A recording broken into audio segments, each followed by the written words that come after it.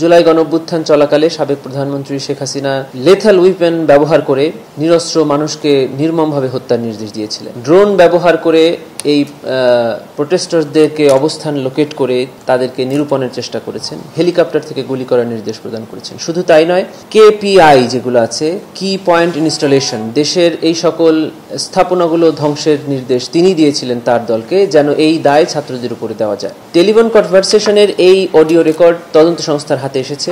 তদন্ত সংস্থা যথাযথ কর্তৃপক্ষের নিকট থেকে তার ভেরিফিকেশন করে দেখেছেন যে এটা জেনুইন, এটি আসামি শেখ হাসিনার ভয়েস। আমরা সেটিকে বিচারের জন্য ট্রাইব্যুনালে উপস্থাপন করেছি। চার্জ গঠন যদি ট্রাইব্যুনাল করে থাকেন তাহলে এটিকে আমরা সাক্ষ্য হিসাবে এক্সিবিট করার জন্য ট্রাইব্যুনালের কাছে প্রার্থনা করব at the time of trial. এবং আমরা ইতিমধ্যে জেনেছি যে BBC থেকে এই নিউজটাও ব্রডকাস্ট হয়েছে এবং তারাও তাদের ইনভেস্টিগেশনে এই ভয়েসের সত্যতা পেয়েছেন। অতএব UN এটাকে সার্টিফাই করেছেন যে এই ঘটনার সময় 1400 মানুষ নিহত হয়েছে। UN সহ ইন্টারন্যাশনাল অনেক অর্গানাইজেশন এই ঘটনার স্বীকার করেছেন। BBC, আল জাজিরা সহ ইন্টারন্যাশনাল অনেক মিডিয়া থেকেও আমাদের তদন্ত প্রতিবেদনের সাথে মিল রেখে তারাও বক্তব্য দিয়েছেন।